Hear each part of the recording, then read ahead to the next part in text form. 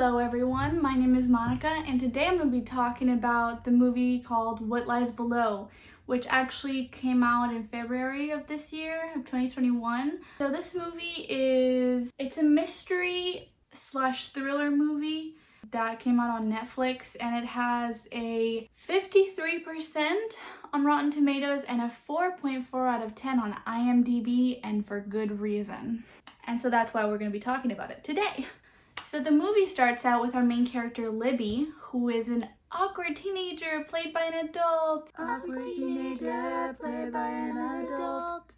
And she is in her summer camp, which just ended, and she's reading her book, so that's how we know that she's awkward. You know, maybe she's not like other girls. She doesn't care about boys.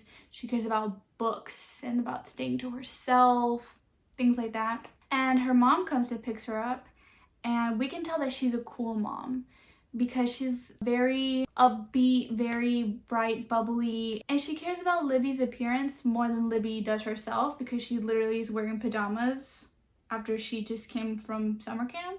Weird. And so her mom asks Libby about some boy from summer camp, and Libby like shrugs it off, and she's like, come on, maybe if you dress sexier, you could attract him. Is that normal? Do moms tell their daughters to dress more provocatively to attract male attention? Well, this mom does, and we'll see why later and how that plays into her overall character. As they approach their house, we can tell that we're in for a treat. We're in for your typical horror slash thriller type of movie, because the house is in the middle of the woods, which is the perfect place to get murdered. And this is where we meet John Smith. And the way that we meet him is that he does this very typical hot person coming out of the water in slow motion thing, because apparently we haven't had enough tropes just like smushed into one section of this movie already. So we just need to add more onto them. So here we go. We're meeting John. He's wearing a Speedo.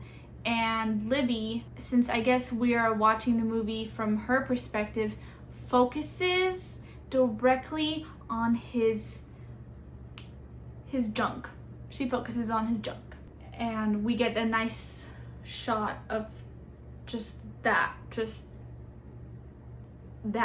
And immediately after meeting him, I'm thinking, are we supposed to think that he's hot, or are we supposed to think that he's creepy?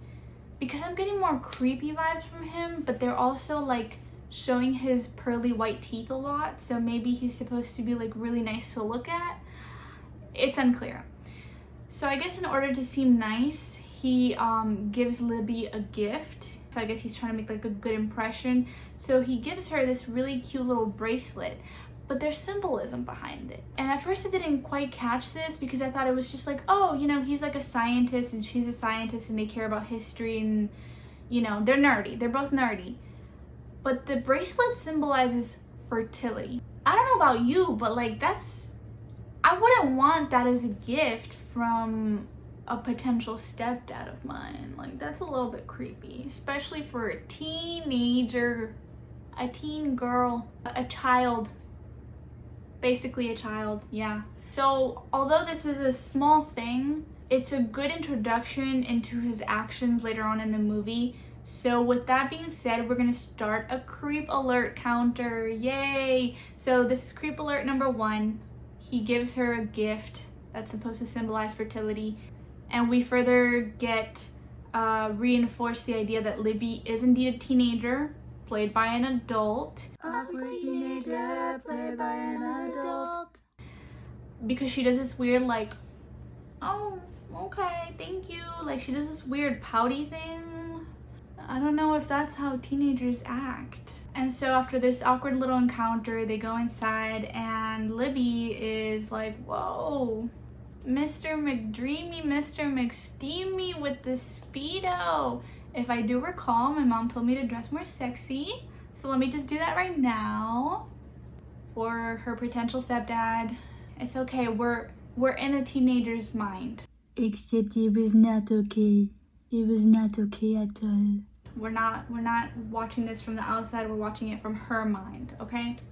And so the next scene is they're gonna have dinner, and you know, in comes Libby with her cute little dress because she's trying to impress this grown man.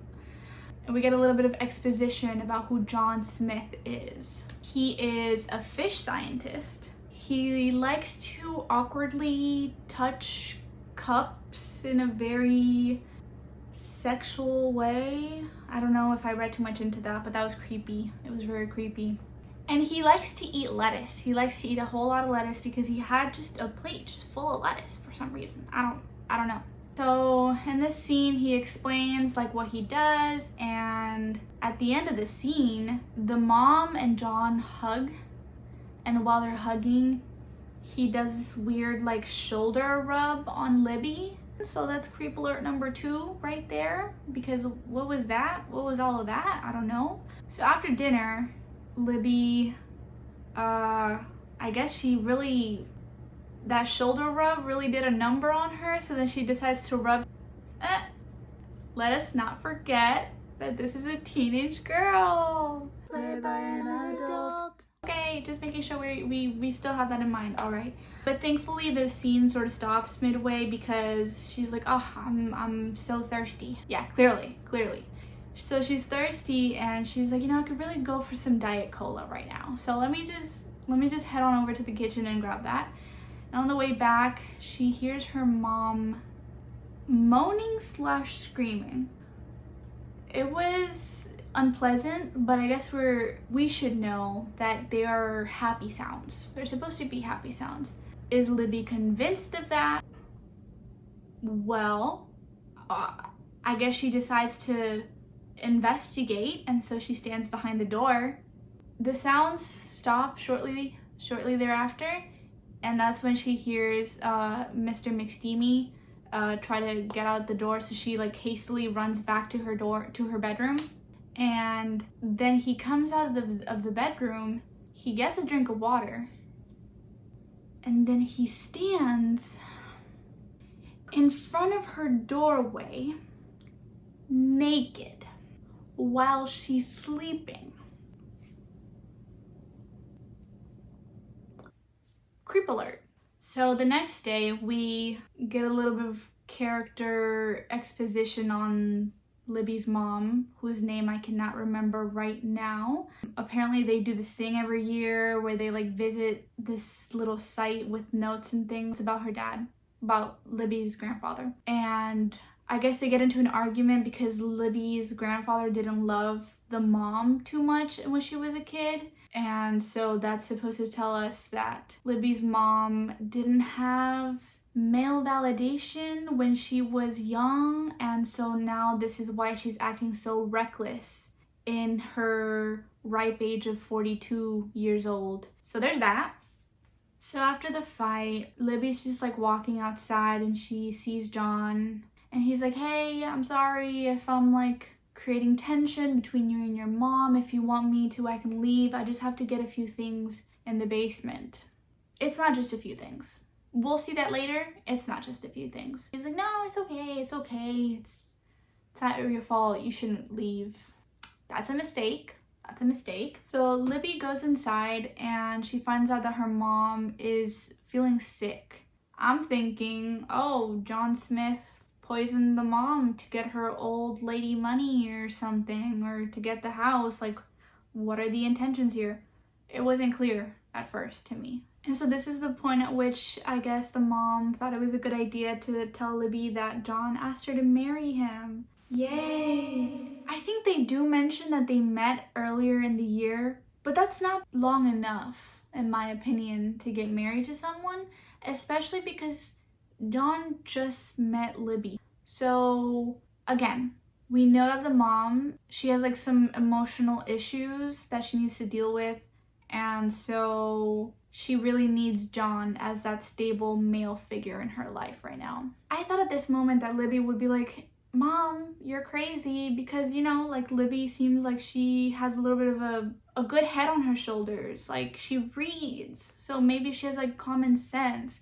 But no, she doesn't. She's like, Mom, marry the creepy dude. It's okay. So now we're back at Libby's room, and I guess she's still sort of into Mr. McDreamy. So she is watching him from the window because he just went on a run or something. She sees him take off his hoodie or his shirt, one of those, because that's what when you're That you had. when you're too hot, you're sweaty, you don't want to be wearing too many clothes. I get that.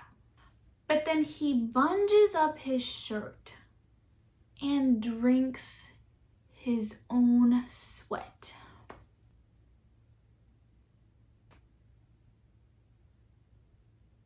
I guess Libby doesn't think anything of that. I guess she's just like, oh, he's like kind of a quirky dude, but my mom likes him, so I'll just let it slide. Let's get the creep counter. So looking past the sweat drinking, Libby decides to offer him a nice cold beverage, a nice cold Diet Cola. And so she goes into the basement to offer him a soda. And he's like, no, the sodium's too much. Does sweat have sodium? Sweat is mostly comprised of water, although oh, okay.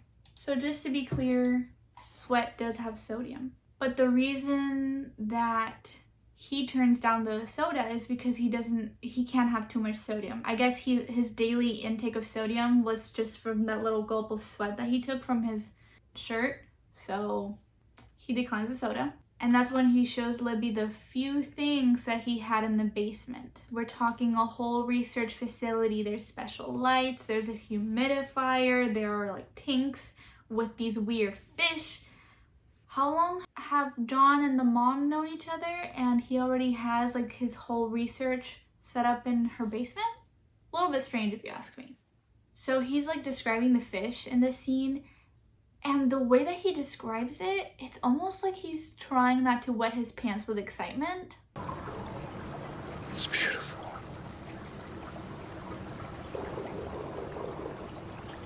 Beautiful. That's a creep counter right there. Creep alert. Let's get that.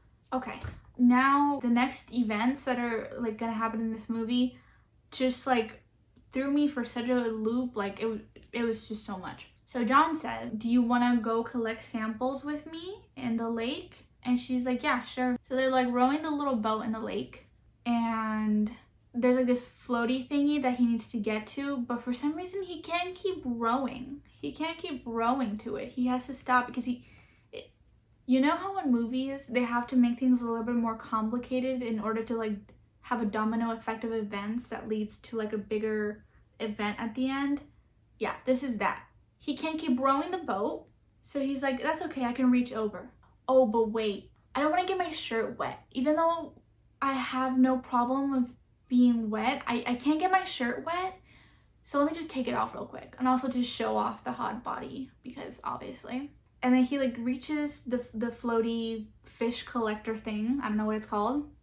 He takes the fish, and suddenly she gets her period. So he takes the shirt that he had taken off. Remember, he needed to take off that shirt because he needed to reach over because he couldn't reach it otherwise. So he takes his shirt and like uses it as a way to stop the blood flow. And she's like embarrassed by that because she's an awkward teenage girl. So, she's embarrassed by having her period. Understandable. But, he's like, hey, don't feel bad. No, please, it's okay. And then he takes his fingers and dips it in the blood, and then he licks the blood off of his fingers and says, it's okay, it's natural, it happens. Yeah, it's natural. He's being empathetic.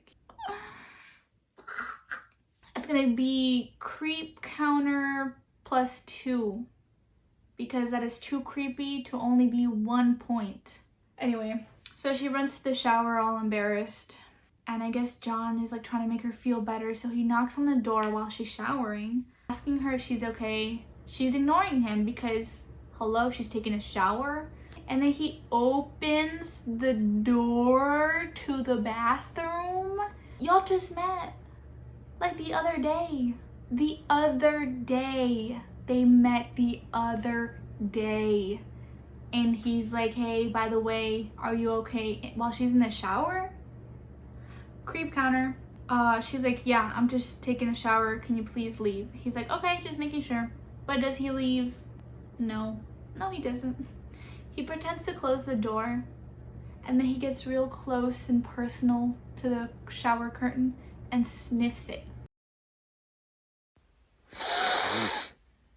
And what really got me was that the shower curtain was moving. It was like, she could tell that it was moving, and she was like looking at it like, is it moving or am I just imagining that? But she didn't think to check.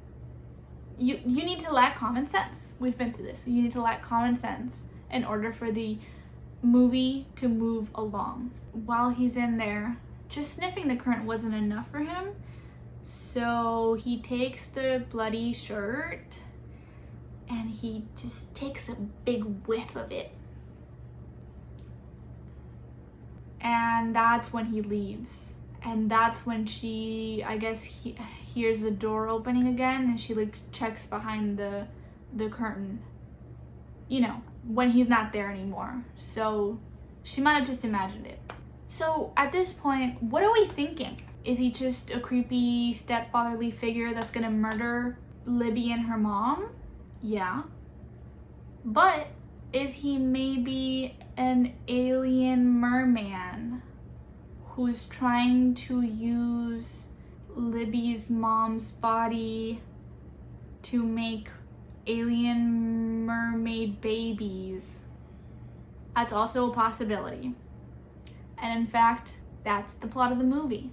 Honestly, the first half, it has the most action in my opinion. The second half just kind of, whatever logic we had going on just completely falls out the window. So I'm not even gonna talk about it right now, but I can in another video. This movie, it had potential, but they made so many mistakes. Like, is it like is it the type of movie that's so bad that it's good? You know, like the cult classics that are just like really cheesy? Or is it just bad because it's incredibly boring and badly made? That's up for discussion, honestly. So yeah, I hope that you enjoyed this video. If you have seen the movie, or if you only just watched this video, did you learn anything? Did you learn about all the things that you shouldn't do in order to avoid, like, just not be stupid? Did you learn how to not be dumb? Did you learn how to have some common sense and use your gut intuition to sniff out the creeps? Let me know. Hope you liked this video. If you did, give it a like. This has been Monica signing out. Bye.